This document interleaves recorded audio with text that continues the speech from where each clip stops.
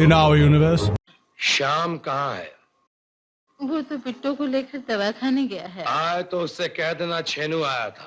बहुत गर्मी है खून में, तो बेशक आ जाए मैदान में। चल बे।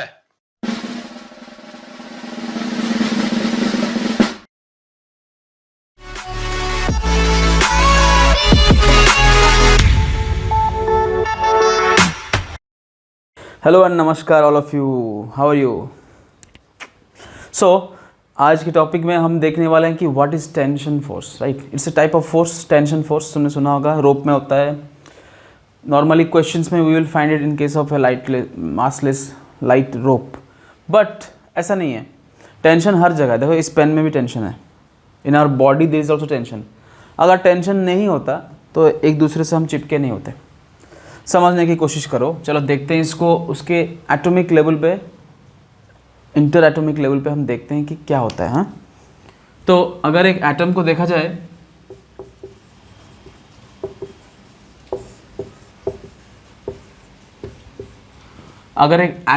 जाए, तो उसके अंदर एक पॉजिटिव कोर होता है, न्यूक्लियस, और उसके चारों तरफ electrons are orbiting, right, negative electrons. So अभी बात यह है कि देखो एक एटम को जो पकड़ के रखता है वो यही फोर्स है, the nuclear force which is attracting all the electrons towards it and vice versa is also happening. So this atom is compact, ठीक है। अब लिक्विड्स में और गैसेस में क्या होता है ना, the atoms are little bit far away from each other, थोड़ा लूजली पैक होता है, क्योंकि उसके एटम और एक एटम और दूसरे एटम का फोर्स वहाँ पे ज़्यादा इंपॉर्टेंट होता है। तो अगर हम एक और एटम लें इसके पास, उसका भी अपना न्यूक्लियस है, अपना इलेक्ट्रॉन्स है, तो इन दोनों को साथ में रखने वाला फोर्स इनके अंदर वाला फोर्स नहीं है। The force which is attracting these electrons toward the nucleus has nothing to do with attracting the other atom. लेकिन जब ये पास में होते हैं तो ये जो इलेक्ट्रॉन है इसके कोर के द्वारा अट्रैक्ट होता है, ये वाला भी अट्रैक्ट होता है। Similarly this electron is getting attracted to this nucleus and this electron is also getting attracted to the other nucleus. देखो चार फोर्सेस हो गए, ये इसको, तो इसके वजह से देयर, अब ऐसे कर लो, प्लस माइनस, ये इधर ये उधर, इसके वजह से वो एक दूसरे के करीब आ रहे हैं। तो करीब आके एक दूसरे में वो फ्यूज़ नहीं हो जाएंगे, वो नहीं हो सकता, क्योंकि the positive core will also repel each other. ये दोनों भी एक दूसरे को, they are repelling each other. तो एक जगह होता है जहाँ पे वो आते हैं और एक दूसरे के पास रुकते हैं, ठीक है। अब ये जो फोर्स है ये दो एटम्स को एक दूसरे के करीब लाता है, इसी के वजह से कोवैलेंट बॉन्ड फॉर्म होता है। Do you understand? Covalent bond gets form due to this. अब ये हमने क्यों देखा, क्योंकि ये जो इलेक्ट्रोमैग्नेटिक फोर्सेस हैं, इलेक्ट्रॉन इज मूविंग ना, electron is always moving. Since the electron is moving, the moving charge creates a magnetic field, and उस मैग्नेटिक फील्ड की वजह से दूसरे चार्जेस भी अट्रैक्ट हुए होंगे, and this is a very complex thing जो उसके अंदर चल रहा है हमेशा। अब now in any substance, in any metal or a rope, whatever, there are millions and millions of electrons, okay. तो कोई भी सब्सटेंस ले लो, उसके अंदर मिलियंस ऑफ इलेक्ट्रॉन्स। जैसे कि एक मेटल ले लो, एक बहुत बड़ा metal slab, you take a metal slab, जैसे मेटल की बात करें, उसके अंदर सिर्फ यहाँ ही एटम्स नहीं है, इसके वजह से बॉडी में एटम्स, ये जो फोर्स है, the force between all these particles, all these atoms between a big slab of a metal is existing everywhere। और यही चीज़ है जो उसको कॉम्पैक्ट रख रहा है। यही कारण है कि मेटल्स में, क्योंकि इसमें फ्री इलेक्ट्रॉन्स हैं, तो बहुत सारे electrons are revolving all the time and बहुत सारे electrons are moving across the metal also. इसीलिए मेटल को बोला जाता है कभी कभी कि द सी ऑफ इलेक्ट्रॉन्स, क्योंकि वहाँ पे मेटल एक बॉन्ड फॉर्म होता है और उसके चारों तरफ इलेक्ट्रॉन्स आर मूविंग इन ए सी। कहीं भी ये भी इलेक्ट्रॉन इसका नहीं है, कहीं भी दूसरे एटम के साथ शेयर होकर वापस आ सकता है। तो ये होते रहता है, और इनके वजह से, इसी इंटर एटॉमिक फोर्सेस के वजह से पूरा मेटल एक कॉम्पैक्ट तुम्हारे सामने खड़ा है। हार्ड है, सोनरस है, लस्टरस है एंड ऑल दैट, तो लेकिन बहुत हार्ड है ना, इट इज़ स्टिकिंग टुगेदर। तो ये होता है, कुछ तो फोर्स है जो मेटल को हार्ड करके अपने एक दूसरे के करीब लाता है, और वही फोर्स जब वीक हो जाता है तो वो पानी बन जाता है, और उससे वीक हो गया तो वो गैस हो गया, एयर हो गया। तो जो भी चीज़ें हैं, अब एयर में भी कुछ और है, लिक्विड में भी कुछ और है, सॉलिड में भी कुछ और है। तो सॉलिड की बात हम कर रहे हैं, मेटल की बात। यहाँ पे जो फोर्सेस हैं उसको कॉम्पैक्ट पकड़ के रखें, ठीक है। तब अभी मेटल, तुम ये समझ लो कि the electromagnetic forces which is existing between all these atoms, millions and millions of atoms, is holding it together firmly. उसके और भी कारण है, मेटालिक बॉन्ड है, ये है वो है, उसके अंदर केमिस्ट्री में नहीं घुस रहे हम। हमको पता है कि कुछ फोर्स है जो इसको पूरा पकड़ के बैठा है। कमिंग टू फिजिक्स, जब हम इस फोर्स का एक टेस्ट लेना चाहें तो क्या हम ले सकते हैं?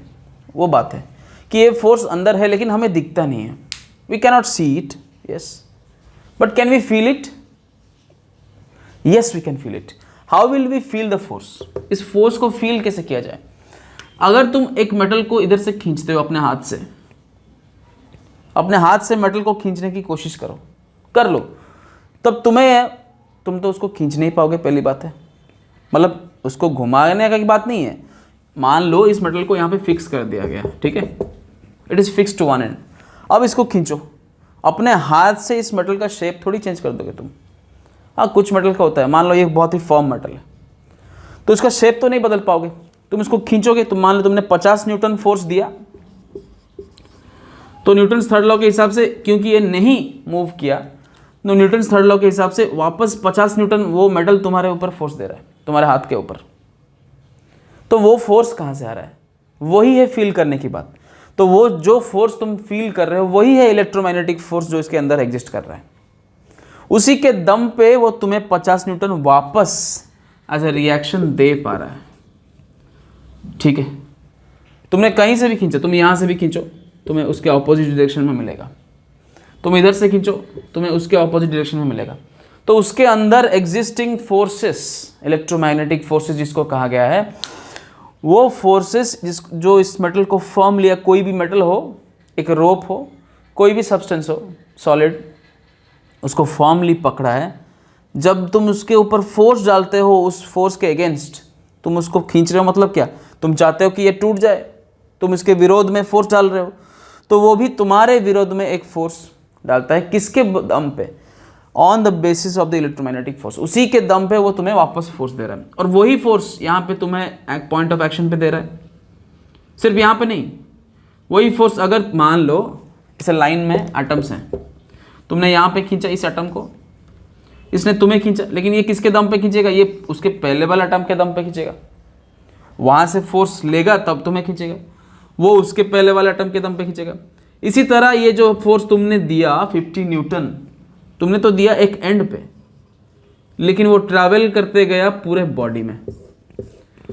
Now due to the 50 newton you have given, the whole metal slab is in a tension of 50 newton, ठीक है। ये 50 न्यूटन तुम्हारे यहाँ पे एक्ट हुआ, लेकिन यहाँ से वहाँ, वहाँ से वहाँ, पूरे बॉडी में वो ट्रैवल किया, एटम से एटम, एटम से एटम, लेयर से लेयर।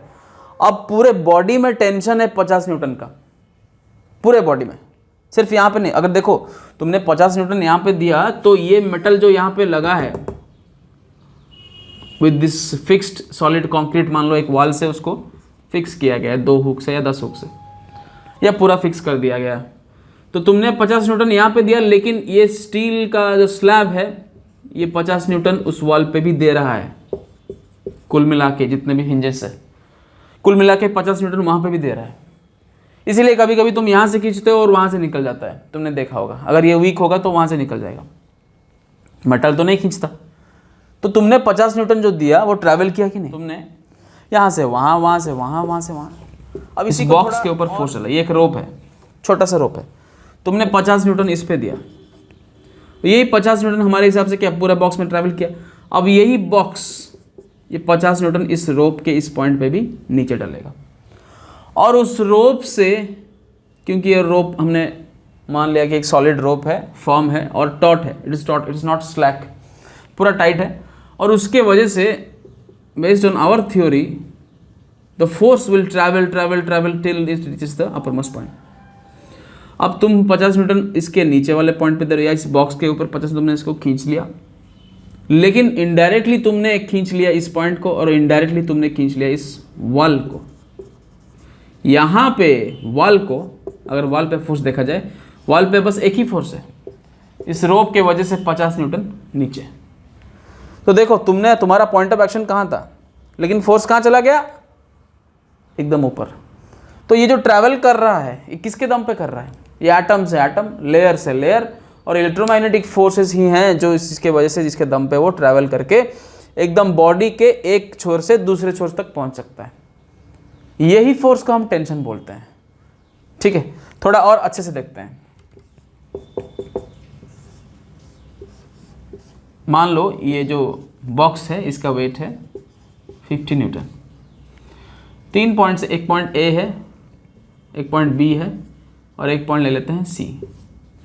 ठीक है, अब पॉइंट ए पे, कोई भी पॉइंट ए लेते हैं, ये रो पे, हाँ, इस पॉइंट ए पे 50 न्यूटन नीचे लग रहा है क्योंकि तुमने बॉक्स को खींचा और बॉक्स इज टाइट, तो वो इसको खींचा, तो ए पे 50 न्यूटन नीचे लग रहा है।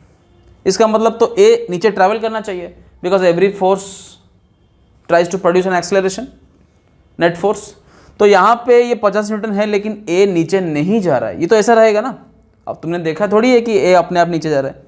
If the box is very heavy that may happen, but if it is just hanging like that still and study and fine, the point A will not travel, it is not travelling, it is state. इसका state क्या है? It's at rest, the A is at rest.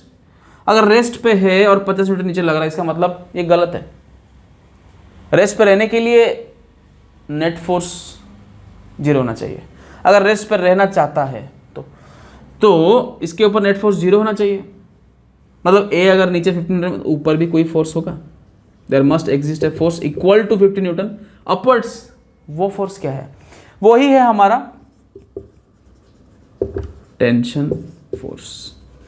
String से travel किया, atom से atom, atom से atom, layer से layer, और पूरे बॉडी में, पूरे स्ट्रिंग में वो टेंशन फोर्स जा रहा है। इस पॉइंट ए को देखें तो उसको ऊपर की तरफ खींच रहा है। अगर हम सी को देखें, if you look at the point C, rope नीचे भी है, रोप ऊपर भी है। अब सी भी रेस्ट पे है, लेकिन क्योंकि इस स्ट्रिंग में टेंशन जा रहा है तो सी को तुमने खींचा इसको नीचे, मतलब तुमने ए को खींचा, indirectly you pulled C downwards since the string is taut. So you are pulling the string downwards with a 50 Newton force. That means the string is being pulled upwards with a 50 Newton force also.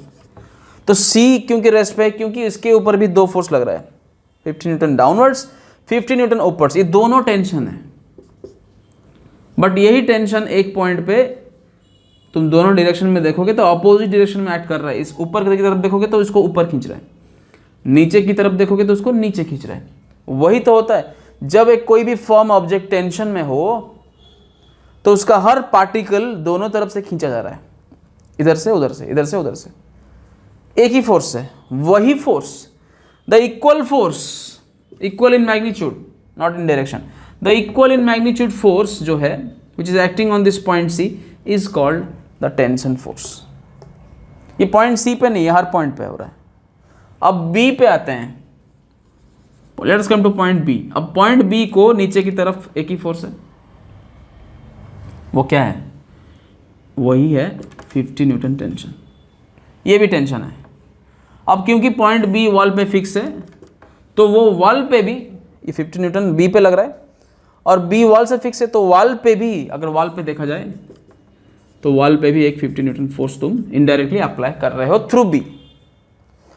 सो आपने देखा कि जो tension force, जो electromagnetic force body में develop होता है हमारे खींचने की वजह से, जब हम खींचते हैं, जब हम कोई फोर्स अप्लाई करते हैं तभी तो हम उसको फील कर पाते हैं, ऐसे नहीं देख पाते हम। कोई चीज़ फर्म है, समथिंग इज फर्म, जब मैं इसको पुल करता हूँ, if I pull it like this, then only I feel the pressure कि भाई मुझे भी कोई खींच रहा है अपोजिट डायरेक्शन में। कौन खींच रहा है? इसके पार्टिकल्स।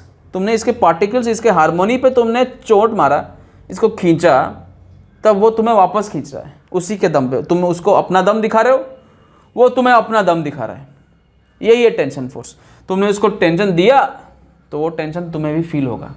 ठीक है, तो यहाँ पे फोर्स दिया तो ए पे हुआ, ए से हर पॉइंट पे हुआ, सी पे भी हुआ, बी पे भी हुआ। तो ये जो फोर्स है which is equal in magnitude acting at all points, this force is called tension force. ये सिर्फ रोप में नहीं, ये एक स्टील वायर में हो सकता है। तुमने देखा होगा ब्रिज में लगता है ना, बड़े बड़े ब्रिज में, all those different kinds of bridges you have seen throughout the world, वहाँ पे there are big heavy cables of steel, of metal. On this big cables of steel और metal there is a huge tension force, क्योंकि there is so much load it is handling, do you understand. यहाँ पे नीचे इतना सारा रास्ता है और इतना सारा कंक्रीट है, so much vehicles are moving on it at a very high speed, very very heavy vehicles are going on constantly, so all that load of the vehicles is on what, is acting through these steel wires। और ये wire में बहुत दम है, ये सारे wire, ये एक दो मैंने दिखाए लेकिन यहाँ पे 40-50 होता है, ठीक है। तो वो सब मिल के उस लोड को संभालते हैं। तो tension is very useful force, with the help of it we are able to support something, do you understand. एक ब्रिज में हम कार, उसके ऊपर जाते हुए कार को सपोर्ट कर रहे हैं, एक स्विंग में तुम्हारे वेट को सपोर्ट कर रहा है, स्ट्रिंग में स्विंग में लगा होगा रोप्स, डू यू अंडरस्टैंड। तो टेंशन फोर्स, बात करें इसके डायरेक्शन की, अगर टेंशन फोर्स का डायरेक्शन का सवाल आया है कि ये डायरेक्शन कहाँ पे होता है, हमने तो देख लिया टेंशन फोर्स पूरा थ्रू आउट द बॉडी जाता है, कोई भी पॉइंट के तुम बॉडी में पकड़ लो तो वहाँ पे टेंशन फोर्स दोनों तरफ होता है। तो डायरेक्शन कहाँ होता है वो देखना इंपॉर्टेंट है, क्योंकि while solving numericals your direction is very important. So if you see and remember one thing, the tension force is always acting away from the point या body। कौन सा point, कौन सा body, जिसको ऊपर तुम टेंशन निकाल रहे हो, जिस बॉडी के ऊपर तुम टेंशन निकाल रहे हो वहां से दूर की तरफ, अवे फ्रॉम इट। सो अगर हम इस पॉइंट की बात करें, इससे दूर, ये नीचे नहीं, नीचे तो रोप नहीं है, we are taking tension in the rope. तो अगर इस पॉइंट की बात करें तो इसको अवे फ्रॉम द बॉडी, ऊपर की तरफ। अगर हम पॉइंट, इस पॉइंट की बात करें, इसके लिए, सी पॉइंट के लिए, अवे फ्रॉम द बॉडी, नीचे और ऊपर दोनों तरफ, दोनों तरफ। If you are talking about point B, इसके लिए सिर्फ नीचे की तरफ, away from the body, away from the body, away from the body. और पॉइंट सी के लिए दोनों तरफ स्ट्रिंग है, तो इसके लिए दोनों तरफ, away from the body upwards, away from the body, और point downwards. So if you remember this, that the tension force is always acting away from your point of observation, you will never falter। अगर question ऐसे दे दिया, मान लो there is an inclined plane, एक box है, इसके ऊपर पुली लगा है, पुली से यहाँ पे एक बॉक्स है, तो अगर इसके लिए तुम देखो तो away from the body upwards, उसके लिए देखो तो away from the body upwards, ठीक है। और पुली के लिए देख लो तो दोनों साइड में, इधर भी उधर भी, डू यू अंडरस्टैंड। ये सारे मैग्नीट्यूड सेम हैं, क्योंकि एक ही रोप में एक ही टेंशन हो सकता है। ये इंपॉर्टेंट पॉइंट है, इसको याद रखो। अब डायरेक्शन देख लिया, अब हाउ मेनी टेंशंस के अंदर exist, remember in one single connected material one single tension exist. अगर एक ही रोप है, वॉल से हैंग कर रहा है, तो इसके अंदर जो है टेंशन वो सिंगुलर है, क्योंकि it is connected through out. एक ही फोर्स है जो सारे इलेक्ट्रोमैग्नेटिक फोर्सेस को सम अप करके सबको, सारे एटम से लेके ट्रैवल कर रहे हैं पूरे बॉडी में, एक ही है वो। So a singular force will act. If there is another rope, another force will act. Let's see how। अगर 4-5 ऑब्जेक्ट है, मान लो 3 लेते हैं, यहाँ पे एक पुली है, एक टेबल है, is a pulley fixed here, नीचे आ रहा है, ठीक है। यहाँ पे ऑब्जेक्ट है, यहाँ पे दूसरा पुली है, ठीक है। 1 2 3 4 and 5 ये सेटअप है। हाँ, एक बहुत बड़े टेबल में ऊपर ऐसे पुली लगा है, यहाँ पे there is a massless pulley here and also, and there are strings here, 1 2 बहुत सारे स्ट्रिंग्स है, इसके उससे लगा है। अब ध्यान से देखो, this is one singular string, इसकी वजह से एक टेंशन होगा इस बॉक्स 1 के ऊपर towards away from the body T1 here, और वही टेंशन बॉडी 2 को खींचेगा सेम फोर्स से अवे फ्रॉम 2, मतलब अपोजिट डायरेक्शन में। देखो यही रोप इसको खींच रहा है राइट में, और वही रोप इसको खींच रहा है लेफ्ट में, ठीक है। तो इस छोटे से स्ट्रिंग में अंदर एक ही टेंशन रहेगा, जो कि इसके साथ कुछ इसका रिलेशन है नहीं, रिलेशन तो है लेकिन इसको T1 तो इसको T1 मत मानना, सारे को T1 मत मानना। तो यहाँ पे एक दूसरा स्ट्रिंग है, तो यहाँ पे दूसरा टेंशन लगाएंगे, यहीं पे है, यहीं पे खत्म हो गया।